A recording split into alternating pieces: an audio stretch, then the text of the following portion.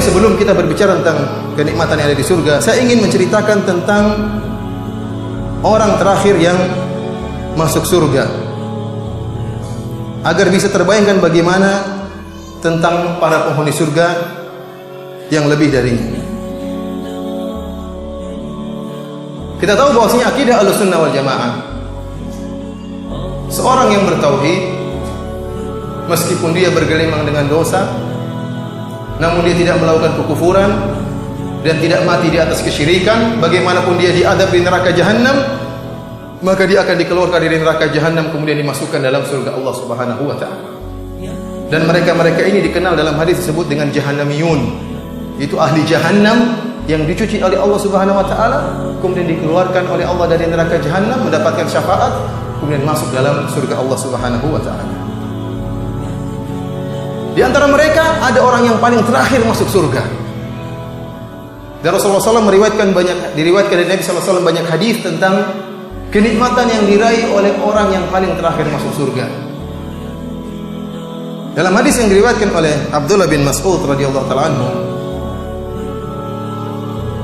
Rasulullah SAW bersabda, "Inni la a'lamu akhir ahli an-nar khurujan minha." Sungguh aku mengetahui orang yang paling terakhir keluar dari neraka. Ini sudah diadab di neraka dari muwahhidin. Dan dia yang paling terakhir keluar, yang paling terakhir dicuci untuk masuk ke mana?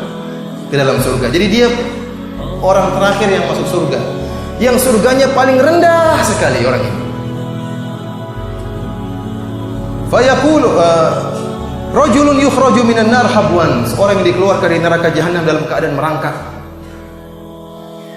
Fayaqulullahu lahu, maka Allah berkata, idhab fadkhulil jannah, pergilah engkau dan masuklah ke surga.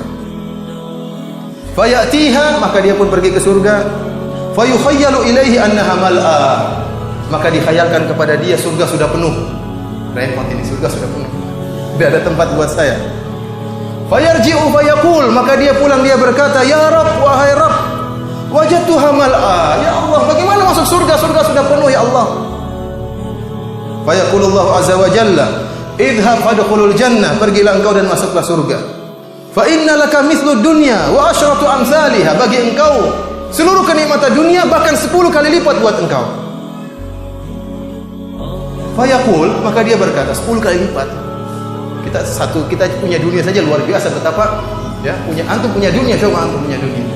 Enggak usah punya dunia, punya Indonesia saja punya antum, wow, luar biasa. Lombok saja punya antum, luar biasa. Bagaimana Indonesia, bagaimana dunia seluruhnya milik antum, antum bosnya. Bagaimana 10 kali lipat? Orang ini, nah ini dia enggak pede, dia mengatakan, "Ataskharu bi ya Allah, engkau ngejek saya ya Allah. Wa antal malik, dan kau raja, engkau penguasa alam semesta, ngejek saya ya Allah." Subhanallah. Falaqad ra'aitu Rasulullah sallallahu alaihi wasallam dhahika hatta badat nawajiduhu. Kata Abdullah bin Mas'ud, saya melihat Rasulullah SAW tertawa sampai nampak gigi beliau. Tatkala mengisahkan tentang orang ini mati, ya Allah, kamu ngejek saya, kamu kan Tuhan, masa ngejek saya ya Allah? Ininya begitu. Tapi Allah masukkan dia ke dalam surga Allah Subhanahu wa taala. Dalam hadis yang lebih lain, yang riwayat yang lebih panjang, fa idza ma jawazaha, kata Rasulullah SAW, tatkala orang ini sudah lewat dari neraka Jahannam, lolos, iltafata ilaiha, dia balik ke belakang dia neraka. Kata dia, tabarakalladzi najjani minki, segala puji bagi Allah, maha mulia Allah yang telah menyelamatkan aku dari kamu wahai neraka Jahannam. Laqad a'tani Allahu syai'an ma a'tahu ahadan minal awwalin wal akhirin. Sungguh Allah telah berikan saya nikmat yang tidak pernah Allah berikan kepada orang dari Nabi Adam sampai hari kiamat, tidak ada. Saya yang paling enak sudah. Ini dia ucapkan isi hatinya. Ini penduduk surga yang paling rendah, yang bidadarinya paling bawah.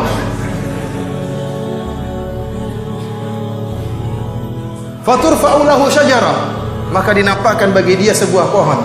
Fayaqulu ya Rabbi, maka dia katakan, wahai Rabb, adinini min hadis syajarah fala astadhillu bi dhilliha. Ya Allah, dia lihat pohon, Allah sengaja tampakkan pohon. Kata dia, Allah, biarkan saya bernaung di bawah naungan pohon tersebut ya Allah.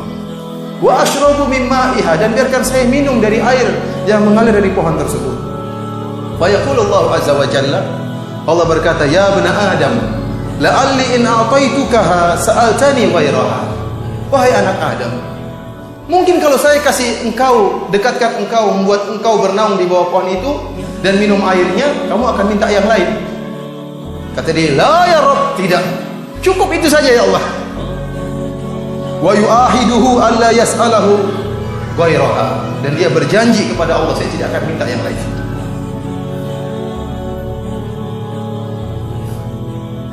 Kata Nabi sallallahu alaihi wasallam, "Wa rabbuhu azza wa jalla ya'dhuruhu li'annahu yara ma la sabra lahu alaihi."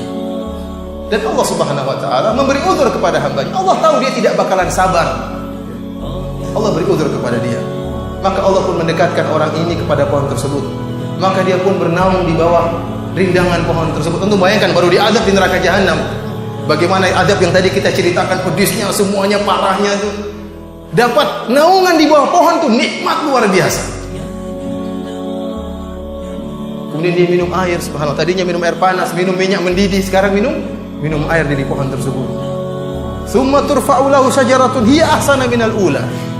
Setelah dia berbaring di bawah naungan pohon tersebut, kemudian dia minum dari air pohon tersebut, maka dinampakkan baginya pohon yang lain. Pohon yang lebih indah dari pohon yang pertama.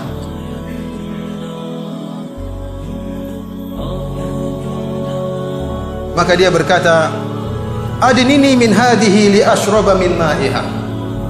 Ya Allah, dekatkan aku pada pohon yang kedua ini, ya Allah. Biar saya bisa berbaring, bisa bernaung di bawah naungannya dan bisa minum dari air pohon tersebut. Dan saya tidak akan minta yang lain, ya Allah. Kata Allah Subhanahu wa taala, "Ya bani Adam, alam tu'ahidni alla tas'alani ghairaha?" Bukankah kau sudah janji tidak minta yang lain? Kata dia, "Ya Allah, la'alli in adnaituka minha tas'alani ghairaha." Kata Allah, mungkin kalau saya dekatkan engkau pada pohon kedua, nanti kau minta yang lain. Maka dia berjanji tidak akan minta yang lain. Akhirnya Allah pun mendekatkan dia kepada pohon berikutnya, semakin menuju surga, karena surga jauh. Di jalan pohon pertama, nampak pohon kedua, pingin dekat lagi. Dia pun bernaung di bawah naungan pohon tersebut dan minum dari pohon tersebut. Kemudian dinampakkan pohon berikutnya yang lebih indah, pohon yang ketiga. Dia minta lagi. Dia bilang, "Saya tidak akan minta yang lain, ya Allah." Terus berjanji. Akhirnya dia sampai pada pohon di pintu surga, dekat dengan apa? Surga. Tapi di luar surga. Fa idza adnahu minha sami'a aswata ahli jannah. Tatkala dia sampai pada pohon berikutnya, lagi berbaring di bawah naungan pohon tersebut minum air, dengar suara penduduk surga. Waduh, betapa indahnya mereka dalam surga, bercengkrama dengan bidadari. Saya bagaimana? Dia di luar. Dia bilang, "Ya Rabb, adkhilni, masukkan saya Allah dalam surga." Ya bani Adam, Allah mengatakan, "Kau sudah saya berikan, sudah berjanji."